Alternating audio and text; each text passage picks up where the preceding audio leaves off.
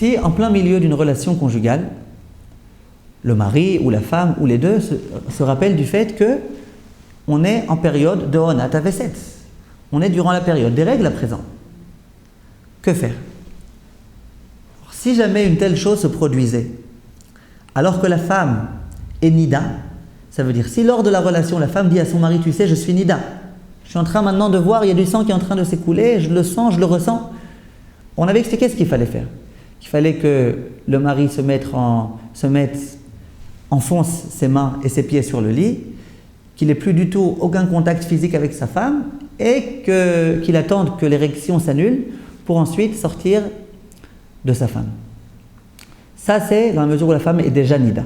Si la femme n'est pas Nida, la femme dit à son mari, regarde, on est en période de Onat Aveset. Que faire dans ce cas-là? Certains disent que dans ce cas-là, pareillement, il faut qu'il enfonce ses mains et ses pieds, qu'il ne se retire surtout pas. Parce que, étant donné que durant cette période, c'est interdit d'avoir une relation, au moment où il va sortir, ça va être considéré par la halakha comme une relation. Le plaisir qu'il va avoir au moment où il va sortir, comme on l'avait expliqué l'autre jour, c'est considéré comme étant une relation. Donc c'est interdit. D'autres disent c'est vrai, mais il vaut mieux qu'il se dépêche avant que les règles arrivent. Donc il va faire maintenant une interdiction, c'est vrai, d'avoir une relation au moment où il va sortir de son épouse. Simplement, il vaut mieux ça plutôt qu'il reste et que vraiment les règles arrivent. Ça veut dire que tant que les règles ne sont pas là, c'est qu'une interdiction d'ordre rabbinique. Dès lors que les règles apparaissent, c'est déjà une interdiction de la Torah. En pratique, le conseil qui est donné, c'est que l'homme se retire le plus vite possible dans ce cas précis de Onat Aveset et qu'il n'attende pas que l'érection soit terminée. Durant cette Onat Aveset, encore une halakha qui n'est pas suffisamment connue, il faut procéder à une vérification. La femme est censée avoir ses règles à ce moment-là. Il faut qu'elle vérifie si elle a effectivement eu ses règles ou pas. Et ceci doit passer nécessairement par une vérification. Combien de vérifications et à quel moment vérifier? Alors écoutez bien. D'après la halakha pure, une seule vérification suffit durant toute cette période-là. La période du jour ou la période de la nuit, il suffit de faire une vérification. Certains décisionnaires préconisent de faire 2 vérifications. Par exemple, si la période tombe le jour, qu'elle fasse une vérification le matin et une un petit peu avant le coucher du soleil. Comme ça, elle est sûre qu'elle a réussi vraiment à bien encadrer cette période-là.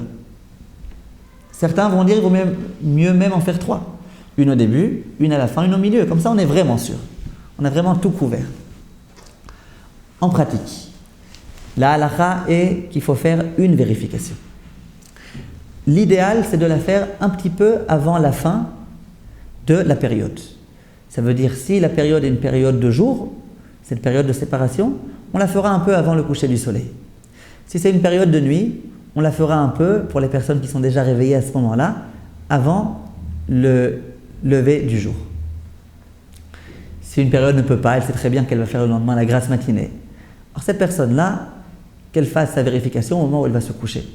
On l'a dit, on a le droit de faire une vérification, ça suffit amplement, on la fait quand on veut. L'idéal, c'est un petit peu avant la fin. Quand on ne peut pas, on ne peut pas. Une personne qui veut se montrer plus stricte et faire 2 vérifications, 3 vérifications, peut tout à fait le faire. Il y a une opinion, cette opinion a été dite par le Rav Mordechai Eliyahu, par le Rav Meir Brandsdorfer lui aussi. Et ils disent que l'essentiel de la vérification ne doit pas être durant la période, mais juste après la période. C'est-à-dire que d'après ces 2 rabbanim, la vérification ne doit pas être faite durant le jour, par exemple, pour une période de jour, mais juste après le coucher du soleil. Il dit comme ça, on est sûr que même après, que pendant toute cette période-là, il n'y a rien eu. La preuve, c'est que je l'ai fait juste après et puis il n'y a rien eu. Si jamais j'ai fait la vérification d'après ces 2 rabbanim-là, un peu avant le coucher du soleil, c'est vrai que jusque-là, il n'y avait pas encore de sang. Et peut-être qu'ensuite, c'est apparu. Donc eux, ils disent, pour tout couvrir, on fait juste après. Mais il faut savoir que la plupart des grands décisionnaires n'ont pas approuvé cette opinion. Et ils ont dit que la vérification doit être faite pendant la période, pas juste après. Si une personne n'a pas fait cette vérification pendant et qu'elle l'a fait après, c'est sûr que c'est valable. Mais a priori, on fait pendant. L'idéal pour les personnes qui veulent s'acquitter d'après tout le monde, c'est qu'elles fassent une vérification pendant et une juste après. Comme ça, elles sont acquittées d'après tout le monde.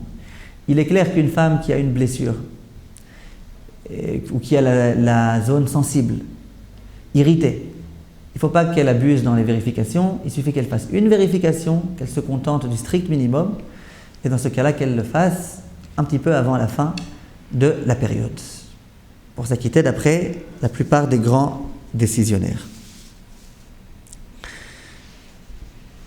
Si une personne a fait une vérification et qu'elle ne l'a pas encore regardée et que le tissu s'est perdu, il faudra à nouveau qu'elle procède à une vérification.